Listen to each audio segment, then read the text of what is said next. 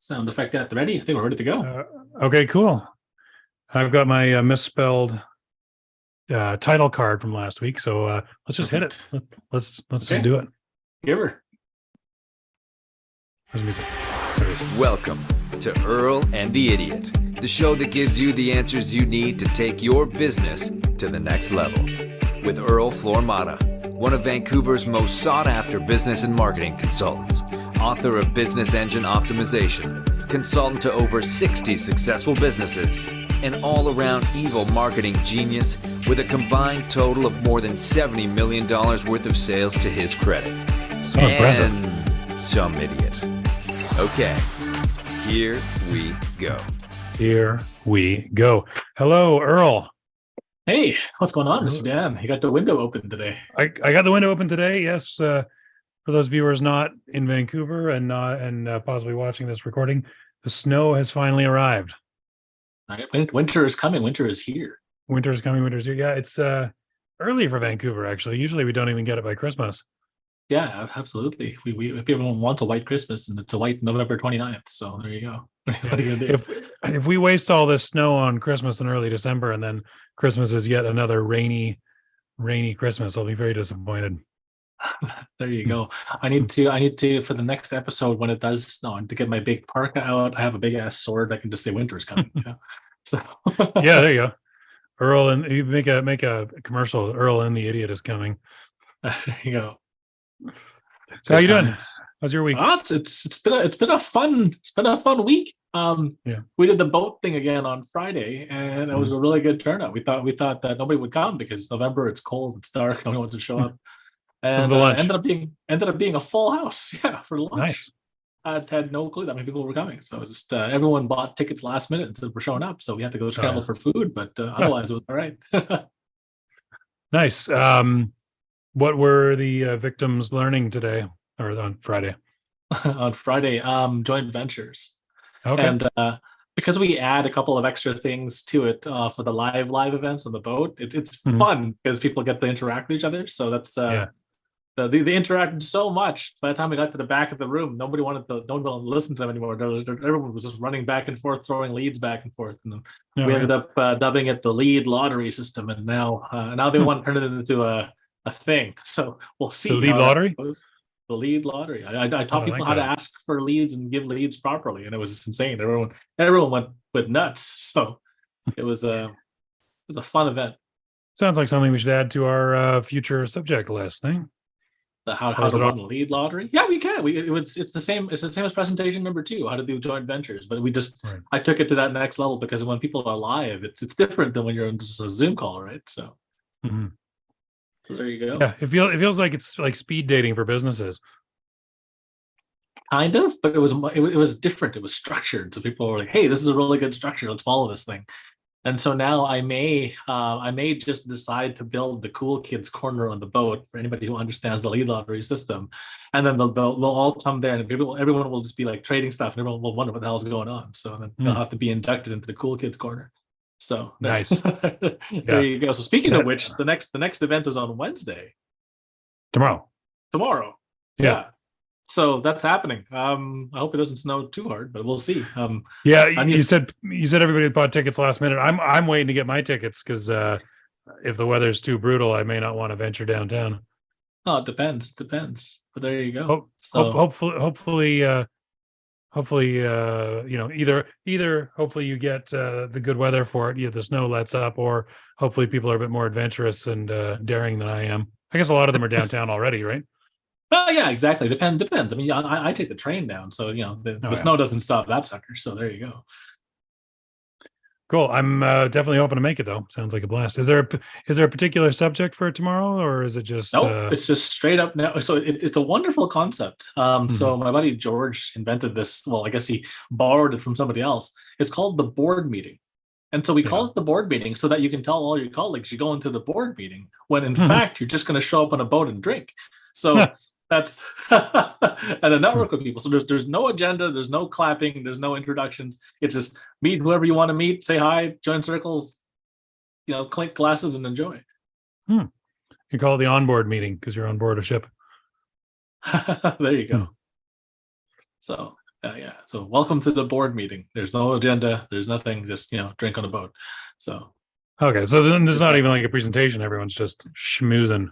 everyone's just coming to hang out, which is really cool, I think. Anyways, so like it's been like growing in size. I think the last time we had 80, almost 90 people on it. So we're looking at maybe over 100 to this time, depending if the snow scares the timid Vancouverites away or not. But they are a shy it's always bunch. interesting.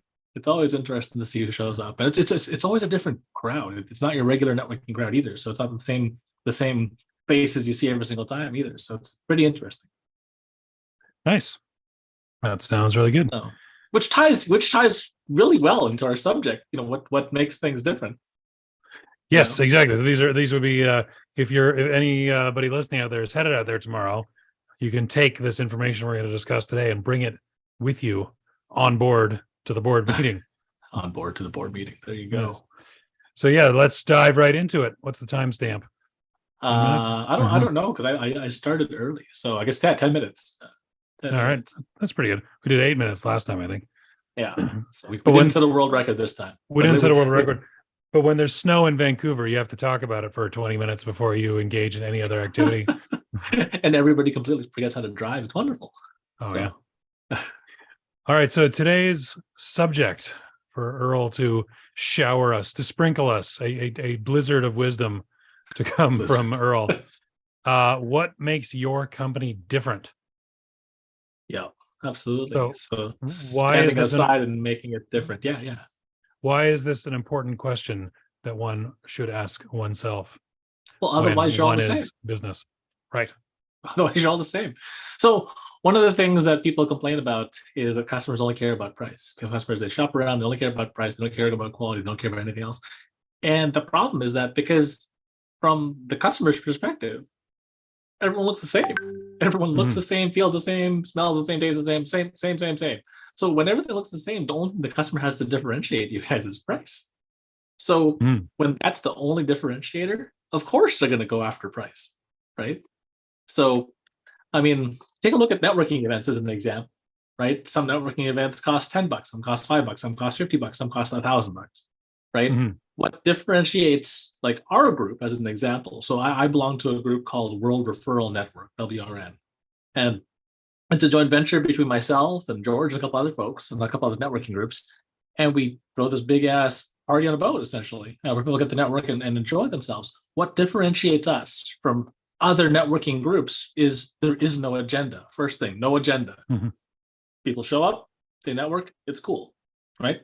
Other networking groups, not going to name names, clap incessantly at everything. They just clap for every 5 freaking minutes. They clap at something, right? And I'm just bugging you guys. I mean, I'm a part of some of those groups as well, but there's a lot of clapping for like no reason at all, right? And so this thing, there's basically zero clapping. There's zero structure, and it's the complete opposite. It's the antithesis of the other side, where there's a very good rigid structure. Now, don't get me wrong. Sometimes people like that structure, but for this, it's just straight chaos, which is fun. That's what makes it different. Right. Yeah. Clearly, judging by how our podcasts usually run, clearly the straight chaos model is appealing to us. Yeah, absolutely. So straight chaos kind of wins this one. And then what makes us different from other networking events is that we do it on a freaking boat. So everyone does theirs at a bar or a hotel or whatever, et cetera, et cetera. It's always the same kind of tired old places. No one's taking selfies at the bar or taking selfies at the hotel like they do on a boat. Because there's a hashtag I'm on a boat and everyone uses it. So if I do see you there tomorrow, we need to take a selfie together with the hashtag I'm on a boat. Right? Absolutely. Oh, that's definitely happening. There you go. So I was kind of impressed. I was at a wedding a few months ago now. And they did this thing. Now it's quite obvious, but I just hadn't been to a wedding since, I guess in a while. And they said they set up a hashtag for the wedding. Right. And so you don't have to collect everybody's photos. You just tell them, take photos, tag it with the hashtag, post it on social media, and then you can just search up the hashtag and get all the photos. It's brilliant. Absolutely. That's what hashtags are for. Am I the last person to know this about weddings? People do this for weddings. People do this for events. People do this for all sorts of things. We've been doing the hashtag thing since hashtags were a thing. We ran Vancouver's biggest networking and barbecue party. That was the actual title of the thing. and then eventually became the second annual Vancouver's biggest networking and barbecue party.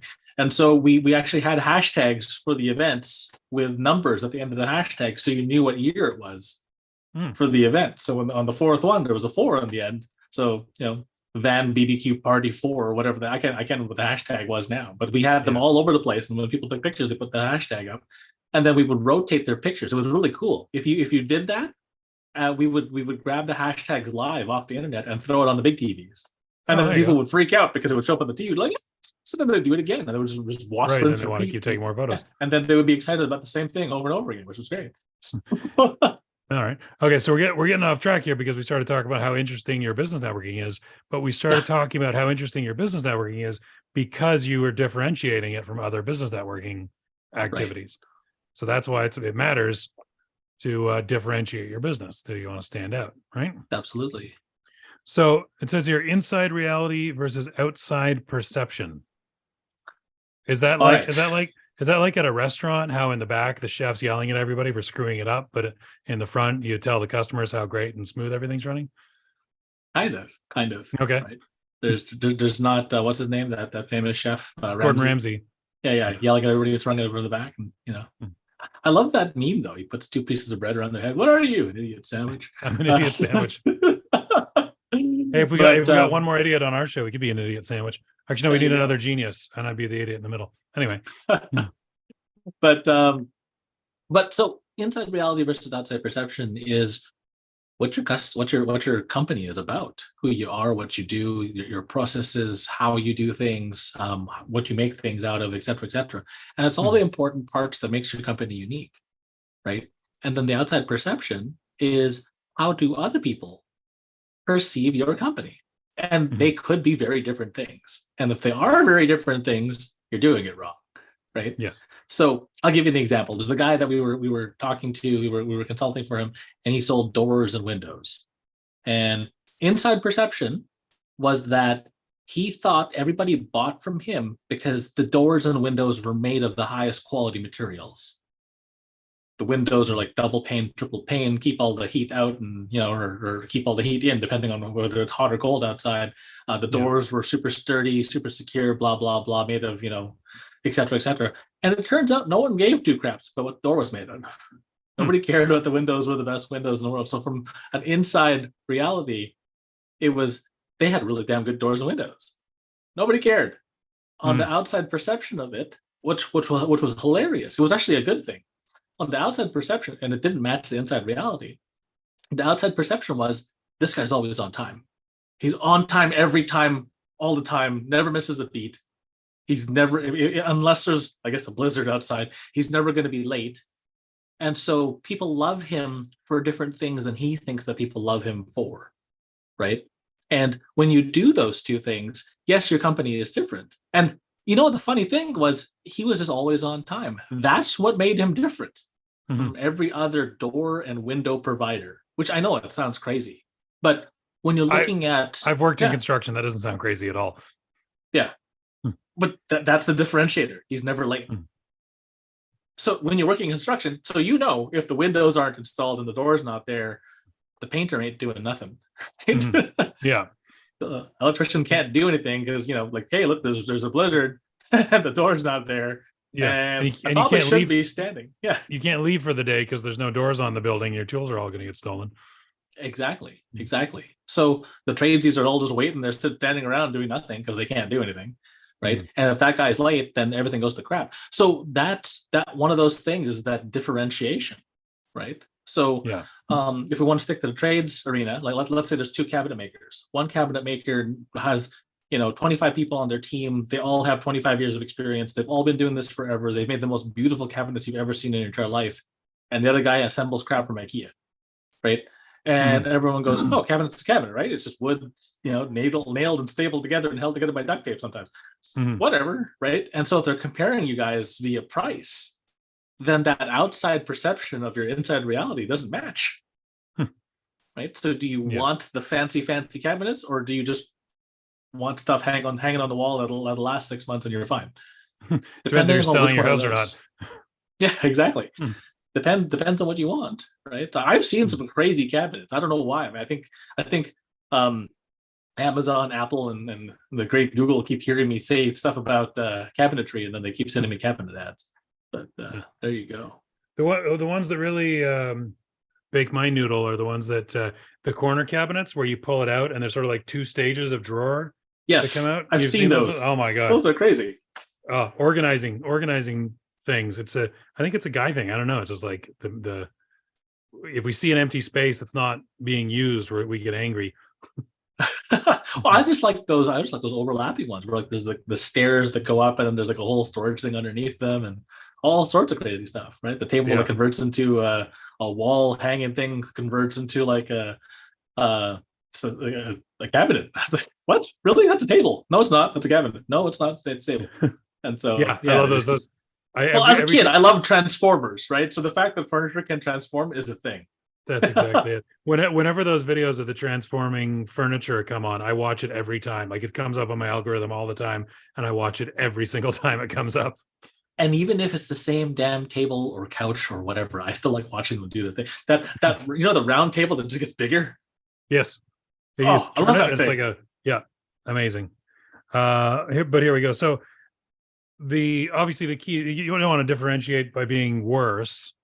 Right. Because you could do that. We're the crappiest. You could. Have you ever been to? So back in the day, there used to be a place in Vancouver here called the Elbow Room.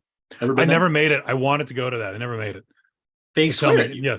It's like, get your napkin, get your own damn napkin. Can I have some salt? No. And it was hilarious. And so they actually prided themselves on having the most terrible service. People came to be abused. It was hilarious. And I felt bad for the people who didn't know that was the case. Like they were like tourists who would just show up, come in, and like, can I have? No, go away. What? What the hell? And it was like the worst service ever. And they're like, oh, good.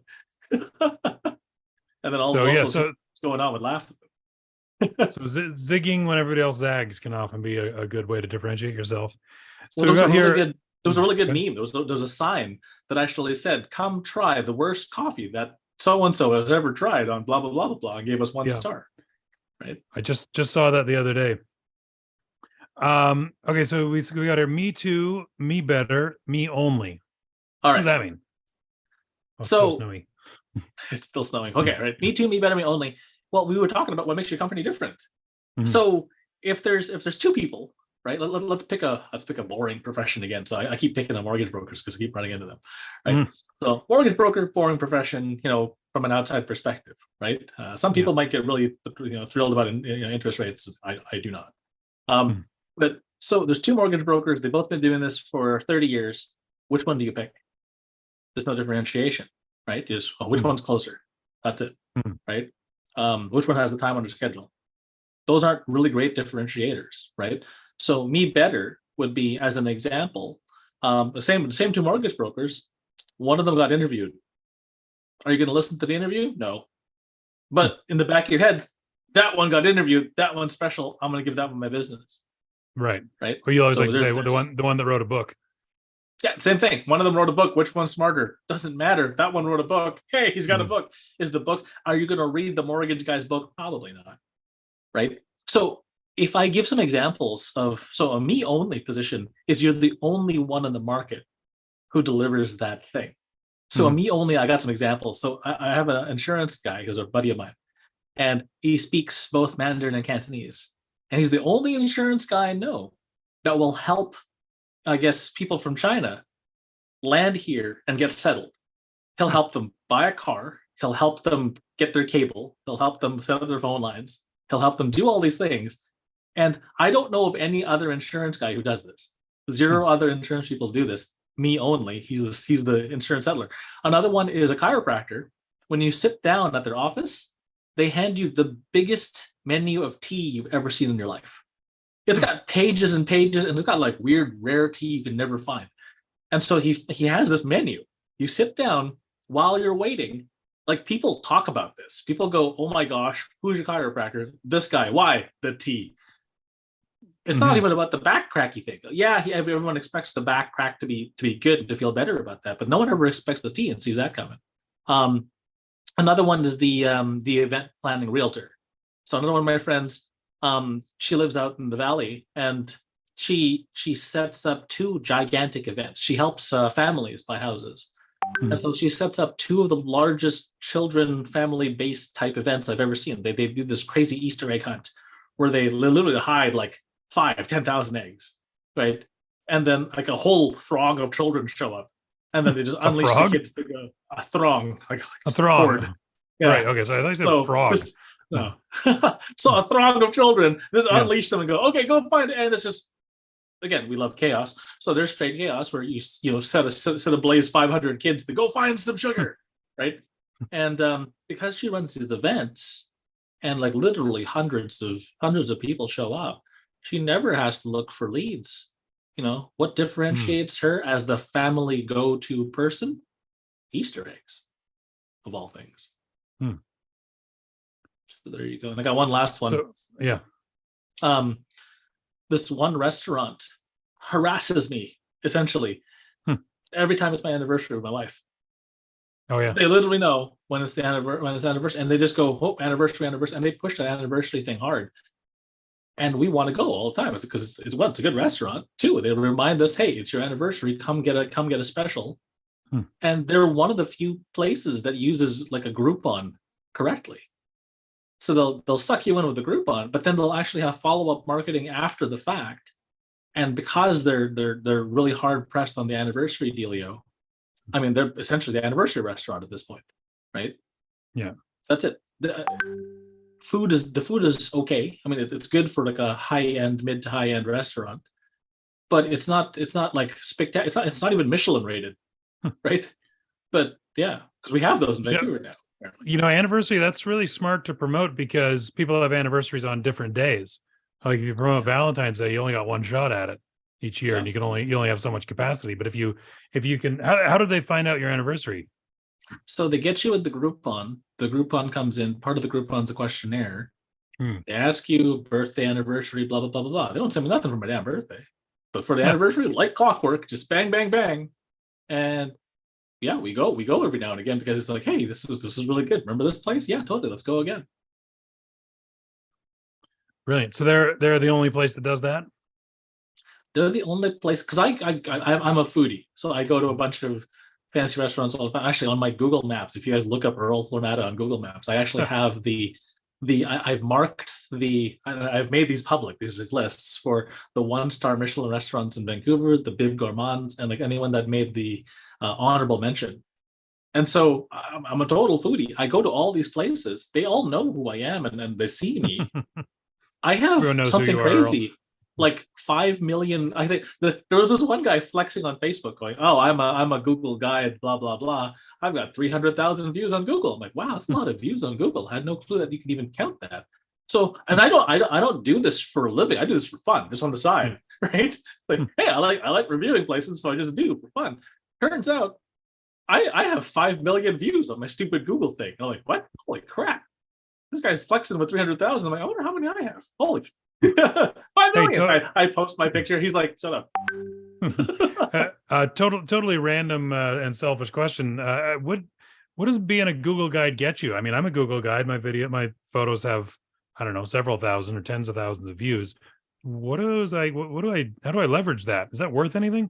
No, it's not. It's absolutely not worth anything. So the only thing that it's good for back in the day when Google Guide first started was, hey, at Google, we'll give you more free space on your Google Drive if you hit this level and do this. And then they took it away afterwards. So I need that. I busted my butt. Yeah, I busted my butt. I'm like, oh my God, free space. Yes, absolutely. So I just crunched it until I got the free space. But I enjoyed doing it, so I keep doing it.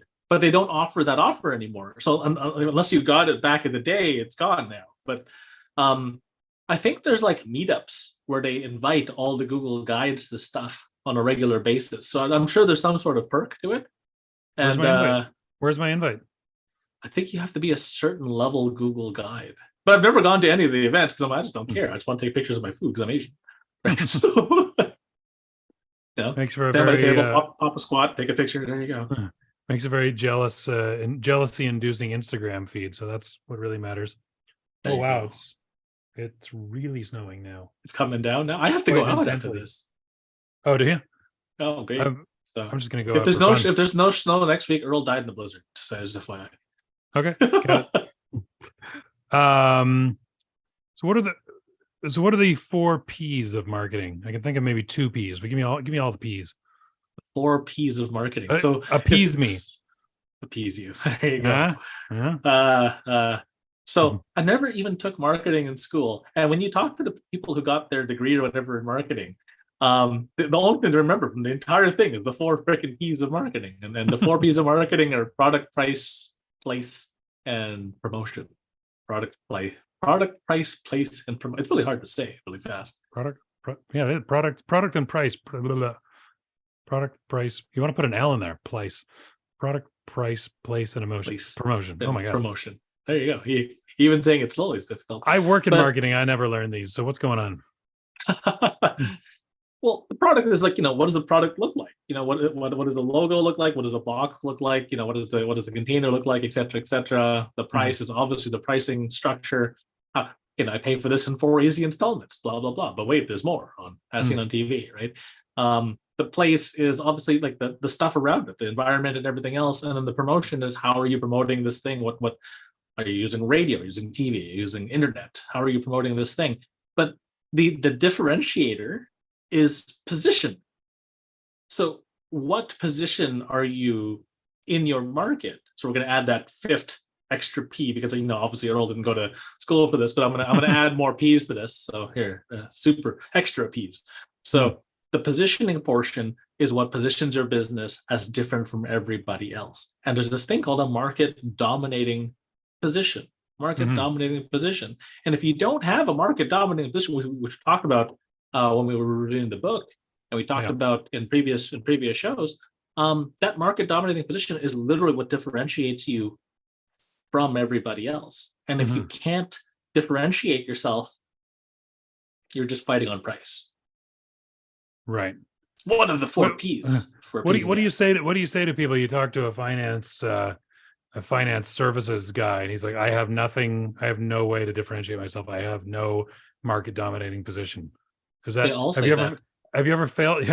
See, they're all the same. Have you ever failed to find to find a market dominating position on somebody? Nope. There's always a weird twist and turn that you can do. So one of my market dominating positions when I was in the finance sector was I was the high-end event guy. I found every high-end event in town, and I made a calendar.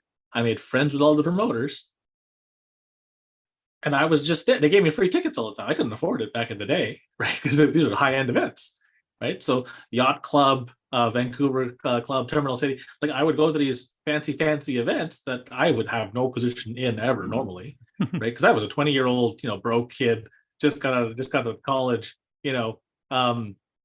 barely making it in the world. And, I was invited to all these fancy dancy events because I would make the calendar for these things. And because I was the guy who invited people to these things, people thought I was in cahoots with the event venue, right? And I was just cool by association. That was it. Cool by association.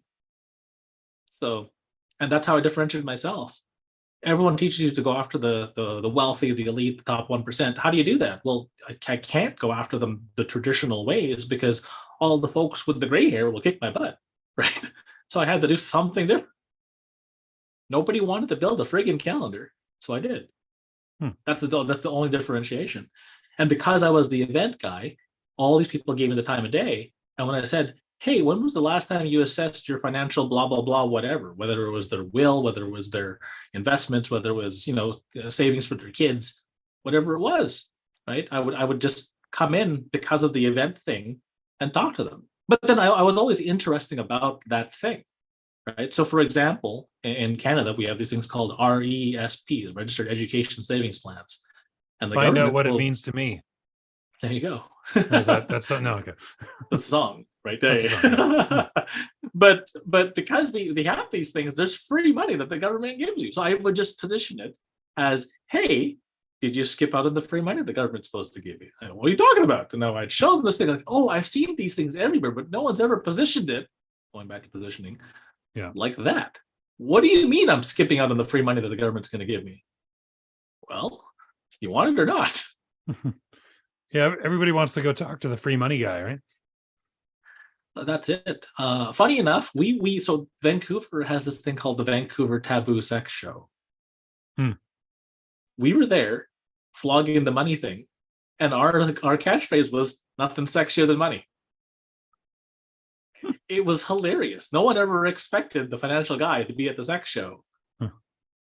And it was a trade show for all things related to that. So, if you found out, if they came to your booth and you found out they weren't taking advantage of the free money from the government, did you spank them? Was that how you tied it in, or you offered free spankings? We had to do a joint venture with the S&M guys and say, hey, if you don't get the free money, you get a spanking. Yeah, just whistle. Hey, this guy didn't get the free money from the government, and someone comes over from the S&M booth. Yeah, exactly. You get the girl with the whip hero. and then the gag, right? So there you go. Yeah, right. So some people might like that though. So I don't know. Some people might just say, "Hey, I didn't get the free money," and then get beat up. Yeah, right. Yeah, people pay good money for that. Yeah. So your positioning is what like it's trying to put you outside of the pack in some way, in some obviously desirable way to the customers. It's to put you outside of the pack, but it's also to use a jargon-free pitch. Please do. Right, where I don't need jargon. Bless you. Where I don't need like a PhD to understand what the hell that guy just said. Right. So, and especially the financial guys, they're guilty of this all day long, including me back when I started, because they teach you to do this. Right. They give you this long list of stuff that you do, and it's like as long as your arm. I do this and this and this, and 35 minutes later, you're still talking to this guy, and you have no idea what the hell he does because you're not certified and you don't have the same credentials as him. It's a terrible pitch, right? You gotta make it smaller, right? And you gotta incite some emotional movement from the client. Like that's hey, you didn't get your free money from the government. That pisses people right off. What do you mean I didn't get my free money from the government? Yeah. It's, I think we mentioned this on a show before, but it's like Kurt Vonnegut said that if you're well, he's talking about science specifically, but I think it applies to any field. He says, if you can't explain what you're doing to a 5-year-old, then you're a fraud. Yeah, absolutely. So if it can't be explained simply, then you're not explaining it very well. Yeah. So that's okay. So now you've got here what you stand for versus what you stand against. Are these tools to help position you? Absolutely. So so there's only so many stories, and I don't remember how many story archetypes there are, but there's only so many story archetypes that can sell. And one of the story archetypes that can sell is called us versus them. Us versus them. So if you stand for something in particular, and your current client base also stands for that exact same thing in particular. Free money from the government.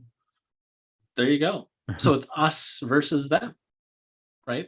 So when was the last time your financial planner found you free money from the government? If they're not showing this to you, if your financial planner isn't putting more money in your pocket right now, are they really looking out for your best interests? All of a sudden, oh crap, right? And then you've literally polarized everybody, us versus them. And when you do that, people want to join your camp if they they stand for what you stand for.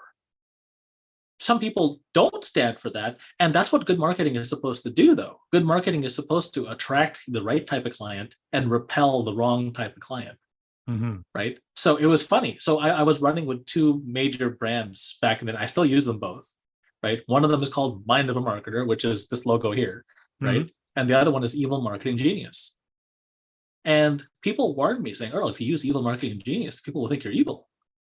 And I go, but anyway. So hey, that's what caught my attention when I first met you. That's how everybody. Oh yeah, there's like 5 people on the table. Oh yeah, that's Earl. He's the Evil Marketing Genius. That's how they all knew you. And I was like, I got to get to know this guy. But see, it works, right? So I actually split tested Mind of a Marketer versus Evil Marketing Genius. The funny thing is, Evil Marketing Genius had a better ring to it. And I attracted the right type of clients, because when I would show them anything in the gray hat, black hat arena, they're like, wow, that really truly is evil. It's like, yeah, you're welcome. Right? Hey, you can target people via their cell phone. It's awesome. We're like, well, you can do that? It would creep out all the white hat guys. They're like, hey, you shouldn't be doing that stuff. But I would outsell them 35-1. And they're like, how do you outsell 35-1? Because I attract them. So they're like, I'm more evil than you are. Oh, sorry. Right? Don't bring a knife to a gunfight. So I guess even Earl and the Idiot has a certain push pull. polarization. Oh, Yeah, absolutely. There were some people who were offended. I'm like, hey, because when we originally came up with this idea, this was your first idea for the name. And I gave you, I swear, like 15, 20 other suggestions. Like, how about this? How about this? How about this? I don't want to call you an idiot. You're my friend. And you're like, no. And then you ran it past our mastermind group, and everybody laughed their asses off. I'm like, oh, I lost this battle. yeah. We're not missing that ship. I just, I was in like musicals and stuff when I was in high school, so I have no shame. Hey. My interest is only in creating an impact. There you go. Well, that's good stuff. Well, there you go. So what you stand for versus what you stand against, you put that out there, and people will flock to your banner because they're like, hey, like it's the same reason. Okay, I was at a networking event. Okay. And another guy had literally exact same outfit as me on.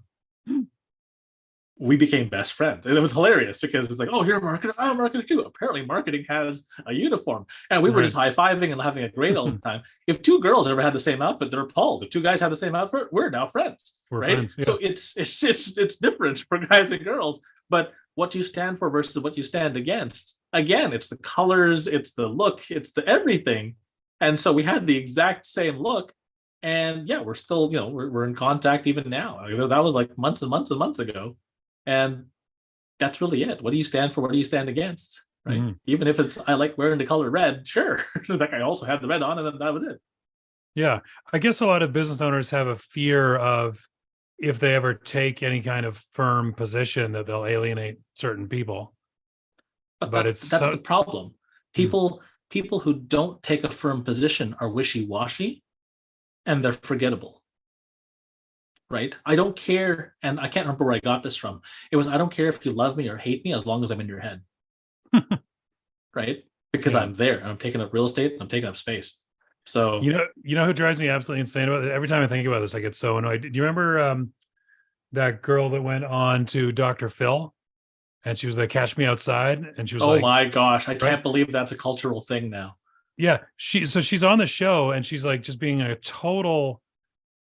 I mean, words I don't want to say. The words I don't want to say on our podcast, and you just hate. Oh, you're like, this is the worst person. She has no redeeming qualities of any kind whatsoever.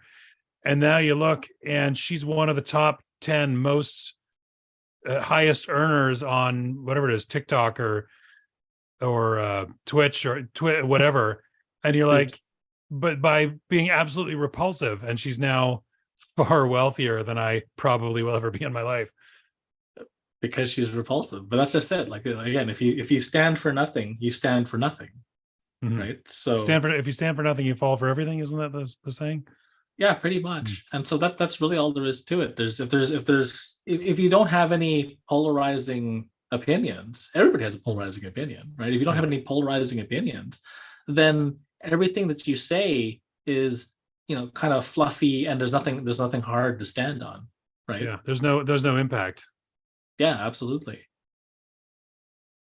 So there you go. There's your what you stand for, what you stand against, and there's gonna be crowds on either side of the coin, right? At least if you pick your crowd, you get to hang out with people you like.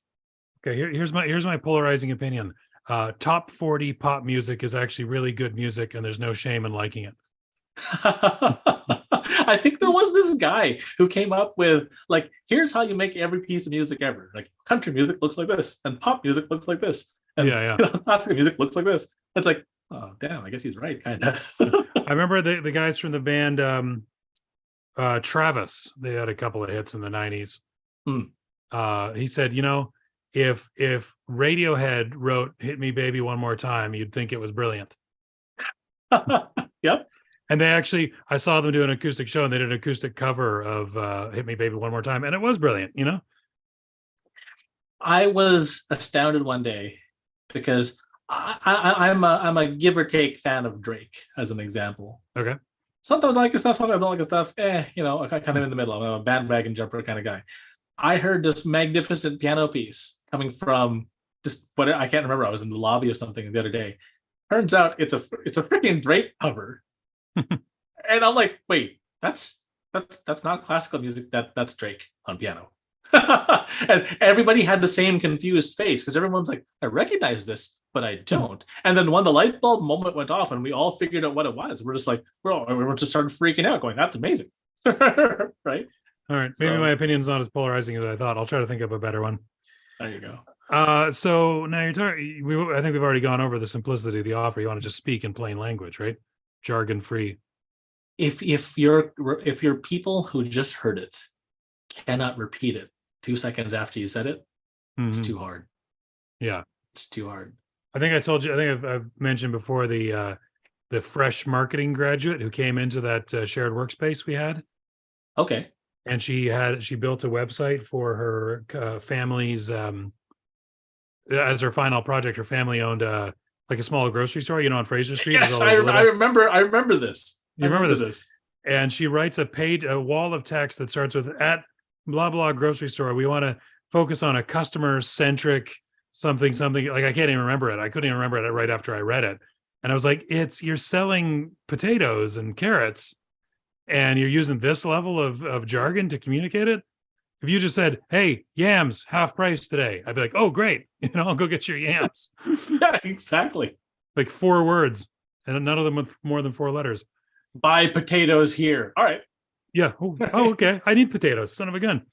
Well, your marketing message has to say who you are, what you do, and what you'd like your client to do. And if it doesn't explain that in a very few words, buy potatoes here, your game is over. I've seen so many websites where I'm like, this is beautiful, but I have no idea what you are or what you want me to do here.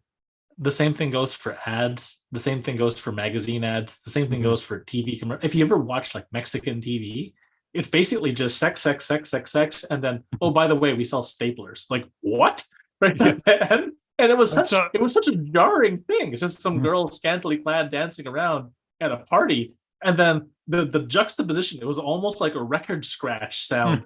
And then, oh, by the way, we sell, something completely benign. And it's like, whoa, that came out of left. Never in a million years would they have guessed that the pretty dancing girl was selling, tape measures or whatever she sold. I don't remember what she sold anymore. I saw a good one the other day. Whenever I'm driving around with my girlfriend, I'm always criticizing ads I see. Like, that's a terrible ad up there. Absolutely. I do the same. Those are quite crazy. I once wrote a whole, 1,000-word blog post about how poorly designed my blender was. But I saw a great one the other day. I saw this, it was like a minivan, and it was pulling a trailer, and there was some giant round thing on the back of the trailer. Okay. And I go, what the hell is that? And I pull up closer. The only criticism I make was their sign was too small. I had to get close to see the sign. But as soon as I was close enough to read the sign, it said, "Traveling Tubs, hot tub rental." That's pretty cool. I'm done. You know what I mean? It's I like know now who they are. I know what they do. I know who they are. I've self-qualified. I want a hot tub. Yeah, exactly. And I mean, I never knew you could rent a hot tub. That never occurred to me to do. Here's something else you probably never knew as well. There's a limo bus with a jacuzzi in it as a hot tub that you could rent. And so now this is my life's mission. Next network meeting. Yeah. I need to. Screw the boat. Yeah. Screw the boat. I want the limo bus with the hot tub in it. What you got to do? What you got to do is you got to reward like anybody who attends. Whoever attends the most networking events of yours in a row gets put into the elite club, and then at the end of the year, the elite club gets to go on the jacuzzi bus. Jacuzzi bus. There you go. We're almost out of time here. We got to hit the hack of the week, but I do want to ask what the heck you mean by width of tunnel. Width of the funnel. Oh, that's an F. Width of funnel. Tell me. The width of the funnel is making sure that you capture enough people with the differentiator. Okay. Right? So you can't be so different that you're so weird that no one knows what the hell you are, what you do. Right. We only sell red Warhammer figurines from the 1990s. Elves. Yeah. Right. There you go. So you can't be that weird of a thing. And the other thing is that what makes your company different is instead of going for the jugular every single time, instead of just going for the sale every single time, give them an educational piece. Give them an educational piece. Because if you give the educational piece, like only 1 to 3% of people are ready to buy right now, right? Like right away. So because that's the case, if you give an educational piece, you get more of the people who aren't quite ready to buy yet. Anybody who's ready to buy, you've just armed them with a wealth of information to help them buy more. Anybody who's not ready to buy it, you've just educated them. So in later terms, I go, hey, I remember this thing I read, or this video I watched, or this thing I saw, right? Or this great Dan guy singing on some musical selling this thing, right? So there you go. And if you put that together, your width of your funnel is bigger. You capture more people, and even if they're not ready to buy yet, then there you go. All right. And then timing of offer before we hit the hack of the week. Timing of the offer. So the timing of the offer is also important. So going back to the anniversary restaurant as an example, like their timing is impeccable. It's always, a week or two before anniversary. They keep sending out the marketing pieces. It reminds me, it keeps me in there, it keeps them in my head. And I kind of see them everywhere at that point, right? So that timing, that market timing is super important as a differentiator as well, right? Going back to the door guy, he's never late. That's his offer timing. Awesome. People love him for that. So yeah, there you go. He shows up on time and offers you a door, and you go, "Great, I'll have it." Yes, please. Okay, cool. So coming to the end of the hour here, we might actually make it an hour for a change. Yeah. What is the hack of the week? Oh, I like this one. I think I might try this one this afternoon. Okay, well, I get the sound effect for that. So here. Oh yeah, hack of the week. I gotta snip that out, put the sword sound with it, and then I'll just put it all together one day. So one day. We should do it like do a movie voice guy. One hack, 1 week, one genius, one idiot. We have to do that. Put that together. Hack of the week. All right. So the hack of the week is to make your company different. It's really easy. Rob and duplicate. So R&D stands for rob and duplicate. So look at your marketplace, take a look at the competition, and look at all of their 3, 2, and 1 star reviews, and write copywriting, like give descriptions of your business. Again, that makes you different. That fixes the objections and complaints about the competitor that you just, that you can fix. So if you do those things, you will literally attract all the people who are pissed off on your competitor, right? There's a sales phrase I used to teach, and it's like, if you could wave a magic wand, if you could push an easy button, if you could make a wish and make one thing change about one of your current vendors, what would that be? And when they say it, right, you magically know what to go for in terms of the sales piece, right? And then you can tell them, hey, this is what you're about, this is what you want. Is this what you mean? And then you show them testimonial after testimonial after testimonial, and piece after piece after piece, and case study after case study of this part is exactly the part that you specialize in, and they're just going to drop everything and come running to you. So there's my hack of the week. Hack of the week. Swing, swing, swing. Hack of the week. I'll have to make sure we get a clean recording of that you can splice together. I will. All right. Well, that's the end of the notes, at least for the show notes. You have anything else you want to ask, or you good to go? I think I'm good to go. I hope you're good to go. The snow is, we've had about 2 centimeters of snow land on the ground while we've been talking. Oh, crap. Where do you have to go now? Not that far. Like 15, 20 minutes out, but depends, right? So well, at least it's not in like North Vancouver, because North Vancouver is really hilly and slippery. And the last time we were there, we were like slipping and sliding all over the place. So in the snow. So get your huskies out, hook them up to your sled. Right, because we're Canadian and we take the dog sled everywhere we go. Exactly. It would work. But I have a bird, so that's not going to work. She can't tow me. You need a bunch more. You need a bunch more to get towed. There you go. All right, Earl. Well, thank you very much. Informative as always. Thank you, everyone else, for listening and tuning in. And we hope that maybe, just maybe, something here you might be able to use. And hopefully we'll see some of you.